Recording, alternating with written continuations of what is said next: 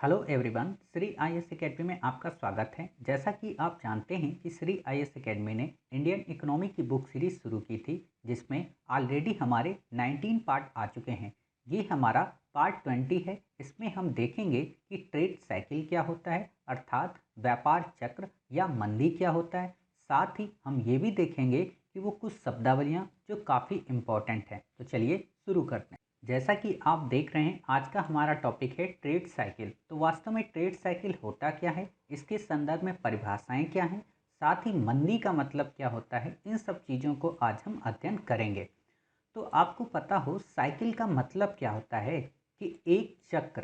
चक्र का मतलब कि कोई भी ऐसी सिचुएशन जो कुछ समय के बाद रिपीट होकर उसी अवस्था में पुनः आ जाए। अर्थात जैसे कि मान लीजिए, आज आप जिस दिन से आपने पढ़ाई करनी शुरू की, उस दिन आपका लेवल बिल्कुल शून्य था। ठीक, आप धीरे धीरे धीरे धीरे इम्प्रूव करने लगे और एक स्थिति ऐसी आई कि आपका जो पढ़ाई का लेवल है वो काफ़ी पीक पर चला गया। मतलब 12 से 13 आवर्स तक आप पढ़ने लगे।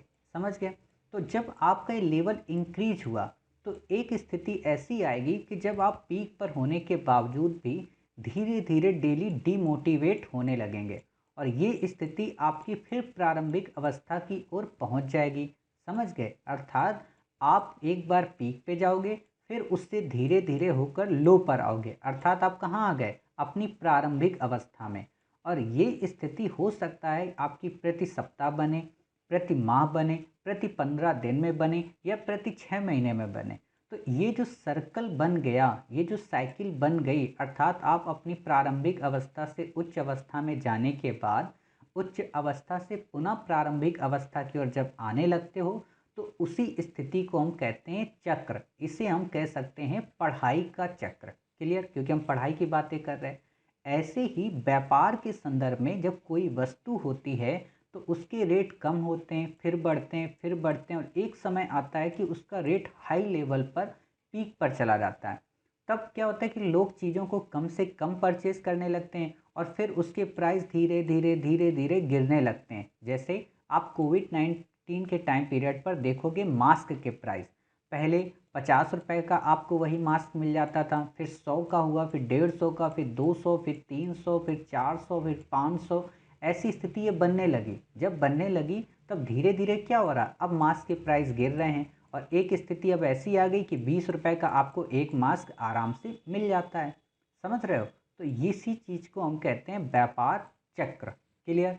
तो अब इसकी परिभाषा के हिसाब से देखते हैं। तो परिभाषा क्या है कि वास्तव में कुछ अर्थशास्त्री मानते हैं कि मुद्रास्फीति का आना एक निश्चित क्रम होता है, जिसे व्यापार चक्र कहते हैं। अर्थात किसी भी वस्तु में महंगाई का आना एक क्रम बना है। अर्थात ऐसा नहीं है कि किसी वस्तु में आज महंगाई आ गई है तो फिर ज़िंदगी में उसमें कभी महंगाई आएगी नहीं। आप देखो, कई बार सब्जियों के दाम एकदम बढ़ जाते हैं।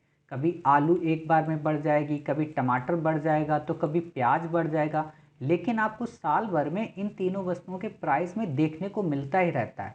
अर्थात हम कह सकते हैं कि ये उन वस्तुओं में आने वाला व्यापार चक्र है। क्लियर?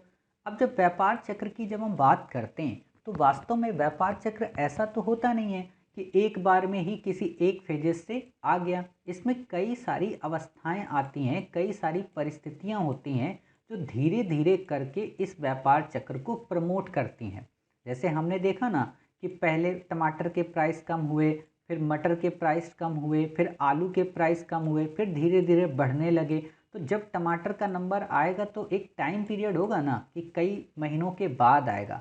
तो वो जब आएगा तो उस अवस्था तक पहुंचने वाले वो प्रक्रम कौन से हैं या वो फेजेस कौन से हैं, उन्हीं को हम व्यापार चक्र के अंदर डिफाइन करते हैं। तो पहली अवस्था कौन सी है? मंदी की अवस्था। मंदी की अवस्था का मतलब क्या होता है कि विनियोग एवं उत्पादन निम्न स्तर का हो। अर्थात उसका उत्पादन ही ना हो रहा हो और लोग उसे खरीदने वाले ही ना हो। साथ ही बड़े पैमाने पर बेरोजगारी विद्यमान हो।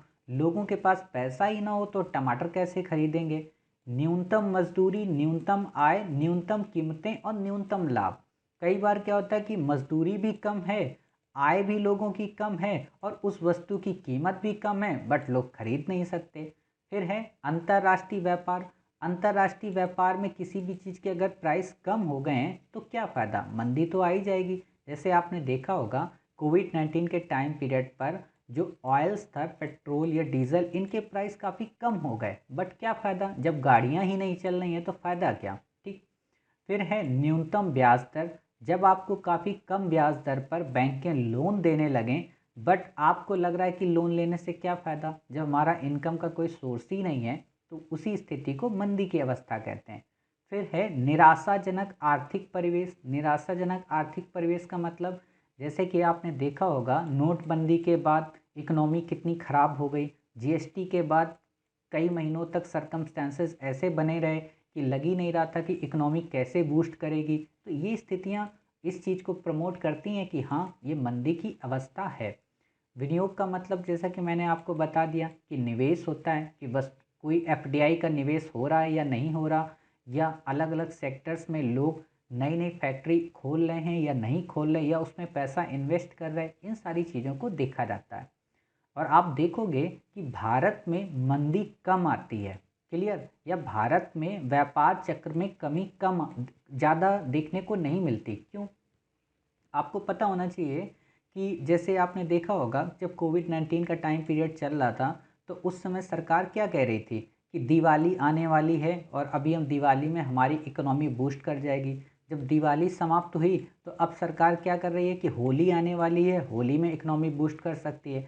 होली के बाद लोग देखेंगे अच्छा ईद आने वाली है, ईद में सर्वाइव कर सकती, बूस्ट कर सकती मार्केट। कहने का मतलब इंडियन कल्चर्स में जो फेस्टिवल्स हैं वो मंदी की अवस्था को आने ही नहीं देते। आप देखोगे नवरात्र शुरू हो जाएंगे तो लोग शादी वगैरह के कामकाजों को बढ़ावा देंगे, तो इससे क्या होगा, मार्केट में लोग चीज़ें खरीदने ही लगते हैं। समझ गए? तो हमारे यहाँ के जो मल्टी कल्चरल फेस्टिवल्स हैं वो कभी इकोनॉमी में व्यापार चक्र की स्थिति को पनपने ही नहीं देते। क्लियर? दूसरी अवस्था है पुनरुद्धार। पुनरुद्धार का मतलब रिकवरी करना, अर्थात रिकवरी कैसे की जाती है। आप देखोगे कि सरकार ने जब देखा कि लोगों के पास पैसे नहीं हैं, परचेजिंग पावर लोगों के पास कम है, तो नई नई टेक्निक उसने उपाय खोजे कि इस सस्ते तरीके से हम लोन दे सकते हैं। आपने देखोगे पीएम वेंडर स्कीम लॉन्च की, ताकि जो मजदूर हैं फिर से रेडी पटरी वाले अपने कामकाज पे लौट सकें। नए नए बाज़ार उपलब्ध कराने लगी सरकार कि हाँ, ये मार्केट हम उपलब्ध करा दे रहे जिससे लोगों को सस्ती वस्तुएं मिलें। साथ ही निवेश के नए नए रूपों का पता लगाने लगी कि हाँ, आप हमारे यहाँ स्टार्टअप्स में निवेश कर सकते हो, आप ट्राइफेड में निवेश कर सकते हो, आप जो प्रोडक्ट्स हैं उनमें निवेश करो। ये सारी चीज़ें क्या मतलब है, यही चीज़ें तो हैं। आप देखोगे कि सोलर पंप्स हों या सोलर लाइट्स हों, इन सब में इन्वेस्टमेंट को प्रमोट किया जाने लगा कि जो लोग इन चीज़ों में नहीं इन्वेस्टमेंट कर रहे थे वो यहाँ इन्वेस्ट करने लगे। तो इससे क्या हुआ, रिकवरी होने लगी। अर्थात मंदी के बाद दूसरी अवस्था कौन सी आई, रिकवरी की। फिर देखोगे एक स्थिति ऐसी आएगी कि लोगों को रोजगार मिलने लगेगा, अर्थात आर्थिक क्रिया अनुकूलतम स्तर पर पहुंच जाएगी। और जब रोजगार पूर्णता तक पहुंच जाता है, यानी कि काम करने की शक्ति और इच्छा रखने वाले जो व्यक्ति हैं वो बेकार नहीं रहते। इससे क्या होगा, उत्पादन बढ़ेगा, मजदूरियां बढ़ेंगी, कीमतों में इजाफा होगा और आय सभी में एक स्थायित्व आ जाएगा। जब ये सारी स्थितियां पनप गई, मतलब मंदी के बाद रिकवरी हो गई, रिकवरी के बाद लोगों को रोजगार मिल गया, तब क्या होगा, फिर वही स्थिति पूरी तरह से बूम आ जाएगा। क्यों? क्योंकि जब लोगों के पास पैसा आ गया तो लोग क्या करेंगे, चीज़ें परचेज करने लगेंगे। और बूम के लक्षण कौन से होते हैं कि पूर्ण रोजगार की अवस्था के बाद निवेश होते रहने के कारण वास्तविक उत्पादन में तो वृद्धि नहीं होती, क्योंकि संसाधनों का पूरा उपयोग हो चुका होता है, जबकि कीमतों में वृद्धि हो जाती है। भाई लोग ज़्यादा से ज़्यादा निवेश करेंगे तो लोग ज़्यादा से ज़्यादा चीज़ें परचेज करेंगे, तो ऑटोमेटिक उसमें महंगाई आ जाती है। आप किस चीज़ का एग्जांपल ले सकते हो, जब रियल इस्टेट में नोएडा सरीखे जो शहर हैं वहाँ पर जब ज़मीनें बिकने लगीं, तो आपने देखा होगा कि पहले सस्ती थी रेट, फिर वो बढ़ने लगे और अचानक बढ़ते बढ़ते हाई प्राइस पे पहुँच गए। ऐसी स्थिति गुड़गांव को लेकर देखने को मिली। तो ये स्थितियाँ बढ़ती चली गईं, लेकिन अब क्या हुआ कि पहले की अपेक्षा इनमें प्राइस में काफ़ी स्लो डाउन आ गया। क्यों? क्योंकि एक समय था पीक लेवल बूम का, तो बूम हो गया और कोरोना के टाइम पीरियड ने इस चीज़ को और वो कर दिया। क्लियर? फिर देखोगे कि निवेशकर्ता प्रत्येक बात को अधिक आशावादी दृष्टि से देखने लगते हैं, जिससे सभी उद्योगों में अत्यधिक विनियोग होने लगता है। इसका क्या मतलब भाई, लोगों को ये लगता है जो इन्वेस्ट करते हैं कि अच्छा अगर हम इस फैक्ट्री में इन्वेस्ट कर देंगे, अगर हम मास्क बनाने वाली फैक्ट्री में इन्वेस्ट कर देंगे तो हमें 2 महीने बाद इतना प्रॉफिट हो जाएगा। तो ये केवल आप ही थोड़ा ना देख रहे होते हो, कई सारे अदर बिजनेसमैन वाले लोग भी तो देख रहे होते हैं। तो क्या वो नहीं देखेंगे? और ऐसा करने से क्या होता है कि वो भी देख रहे हैं, आप भी देख रहे हो और अन्य लोग भी देख रहे हैं, तो सब लोग उसी फील्ड में इन्वेस्ट कर दोगे। आपने देखा होगा कि मास्क बनाने की फील्ड में जब लोग आए तो सब मास्क ही बनाने लगे। सैनिटाइजर की जब फील्ड में आए तो फिर सभी सैनिटाइजर बनाने लगे। तो इससे क्या हुआ कि उस फील्ड में इतना इन्वेस्टमेंट हो गया कि अपने आप लोगों को लगने लगा कि अब तो क्या फ़ायदा, इस चीज़ को हम कर दिए, मतलब एक्स्ट्रा कर दिए, बूम आ गया। फिर देखोगे कि इससे पहले से ही रोजगार पर लगे हुए उत्पत्ति के साधनों पर चारों ओर से दबाव बढ़ जाता है। अब आप देखो कि आपने फैक्ट्री तो लगा ली इस उम्मीद से कि हमें प्रॉफिट होगा, मजदूरों को भी रख लिया, लेकिन अब आपको प्रॉफिट ही नहीं हो रहा है उसमें और मजदूर आपसे मजदूरी मांगने के लिए आ रहे, तो आपके ऊपर प्रेशर बढ़ेगा, है ना। तो इस तरह एक अवस्था ऐसी आ जाती है कि अत्यधिक रोजगार प्रदान करती है, अर्थात काम की कमी नहीं होती, वरन काम करने वालों की कमी अनुभव की जाने लगती है। ठीक, इस अवधि में अर्थव्यवस्था के प्रत्येक क्षेत्र में उत्पादन बढ़ता है, नई नई इमारतों का निर्माण होता है। अर्थात जब बूम आता है तो इससे क्या होता है कि लोग उस फील्ड में वर्क ज़्यादा से ज़्यादा करने लगते हैं, ज़्यादा से ज़्यादा कामकाज बढ़ जाता है। लेकिन ये स्थायी तो नहीं होता है। आपने देखा था कि कोविड-19 के टाइम पीरियड पे कितनी सारी कंपनियां इस्टेब्लिश हो गई थी जो इस फील्ड से संबंधित थी। आपने न्यूज़ में भी देखा होगा कि राजस्थान की कई ऐसी फैक्ट्री थी जो पहले चाइना के माल के कारण मास्क बनाने वाली फैक्ट्रियां बंद हो गई थी, लेकिन जब चाइना से हमारे यहाँ मास्क इंपोर्ट होना कम हो गया तो वो फैक्ट्री फिर से शुरू हो गई, नए नए कारखाने स्थापित हो गए। आपने देखा होगा नए नए स्टार्टअप्स बनने लगे, कोई स्प्रे बनाने लगा तो कोई अलग से माइक्रोवेव बनाने लगे, ये सारी चीज़ें बनने लगी, यानी कि नए व्यापार, नए तरीके के व्यापार चल पड़े। यद्यपि इस अवस्था में नगद मजदूरी तो बढ़ जाती है, परंतु मूल्य इससे भी तेजी से बढ़ जाते हैं, अतः वास्तविक मजदूरी घट जाती है। क्लियर? लाभों में प्रतिदिन वृद्धि होती है और ये असमान तरीके से ऊंचे हो जाते हैं, अर्थात इनका कोई फिक्स तरीका नहीं होता, असामान्य रूप से ये काफ़ी हाई हो गए। आपने देखा होगा कि आप कल कोई आटा का थैला लेने गए 160 रुपये का, वही आप 2 दिन बाद लेने गए आटे की थैली तो 220 रुपये की हो गई। तो पता ही नहीं चलता कि कब उसके प्राइस बढ़ जाएंगे। क्यों? क्योंकि मार्केट में अभी बूम की स्थिति है। कुल मिलाकर लाभ प्रसार अग्नि में घी डालने का कार्य करता तथा तेजी और भी बढ़ जाती है। अब जब इतनी स्थिति आ गई, जब हाई रेट हर चीज़ हो गए, तो लोग जो आटा की थैली लेकर गए, मान लो किसी ने 3 थैलियाँ रख ली इस उम्मीद से कि कल कहीं और ना बढ़ जाए, सब ऐसे ही करने लगे, 3 3 4 4 थैलियाँ रख लिए। दुकानदार ने क्या सोचा कि अरे इस समय तो काफ़ी प्रॉफिट हो रहा, उसने पहले जो 10 बोरी आटा मंगाया उसने 200 बोरी का ऑर्डर और कर दिया, लेकिन उसने ये ध्यान नहीं रखा कि अब तो सारे कस्टमर ले जा चुके हैं ना, केवल उसी की दुकान थोड़ा ना है, तो वो उसके पास फिर बचा रह जाएगा, अर्थात उस आटे की थैलियों में रिसेशन आ जाएगा, यानी कि एक तरह से मंदी आ जाएगी। समझ गए? अब उसको कोई लेने वाला नहीं, अब 2 महीने 3 महीने बाद ही लोग लेंगे, तो क्या होगा, उसके प्राइस अपने आप कम हो जाएंगे। समझ रहे? तो बूम की समाप्ति के बाद एक तरह की मंदी आ जाती है, अर्थात वस्तुओं एवं सेवाओं की मांग कम हो जाती है, कीमतें गिरना शुरू हो जाएंगी। आप देखो कि पहले के जो लोग मास्क रखे हुए हैं अपने पास, अब उनके प्राइस कम होने लगे। मेल्ट डाउन यानी तेजी से जीडीपी भी गिरने लगती है। आप देखोगे कि इंडिया की जो जीडीपी थी वो माइनस में चली गई थी। बेरोजगारी भी बढ़ने लगी। आपने देखा होगा कि जो वर्कर्स थे वो काफ़ी बेरोजगार हो गए, अर्थात जो व्यापार चक्र था वो क्या था, मंदी से रिकवरी, रिकवरी से पूर्ण रोजगार, फिर तेजी से बूम आ गया, बूम से रिसेशन, और रिसेशन के बाद फिर से हम मंदी की उसी अवस्था में चले गए, अर्थात एक तरीके का ये चक्र बन गया, और इसी चक्र को हम कहते हैं व्यापार चक्र। क्लियर? आपको ज़्यादा इसमें समझना नहीं है, बस ये समझना है हाँ मंदी क्या होती है, रिकवरी क्या होती है, पूर्ण रोजगार क्या होता है, बूम क्या होता है, रिसेशन क्या होता है, और फिर से मंदी कैसे आ गई, और ये अपने आप में स्थिति बार बार बनी रहती है। क्लियर? तो आप इतनी बातें समझ गए। अब हम देखते हैं अपने अगली जो कई सारी शब्दावलियां हैं वो कौन सी। जैसे आप हमेशा एक नाम सुनते होंगे कि गिफिन गुड्स, गिफिन वस्तुएं आखिरकार होती क्या हैं। खासतौर पे गिफिन गुड्स को लेकर आप एप्पल का आईफोन गेस कर सकते हो। क्यों? क्योंकि ये गिफिन गुड्स से ही संबंधित है। विशेषकर वे वस्तुएं वास्तव में निम्न कोटि की वस्तुएं होती हैं। अब यहाँ पर एप्पल का आईफोन निम्न कोटि का होता नहीं है, लेकिन माना यह जाता है कि गिफिन वस्तुओं की जो पहचान होती है वो निम्न कोटि की होती है। मतलब सामान्यतः जब वस्तु की कीमतें बढ़ती हैं तो डिमांड कम होती है।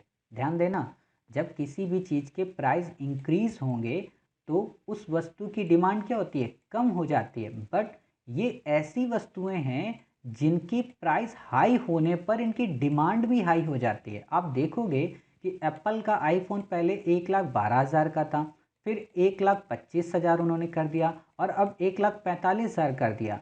बट आप जब उनका देखोगे बुकिंग सिस्टम तो काफ़ी हाई हो जाता है। मतलब पहले की अपेक्षा लोग एप्पल का आईफोन ज़्यादा परचेज करने लगे। क्यों? क्योंकि लोगों को स्टेटस मेंटेन करना है।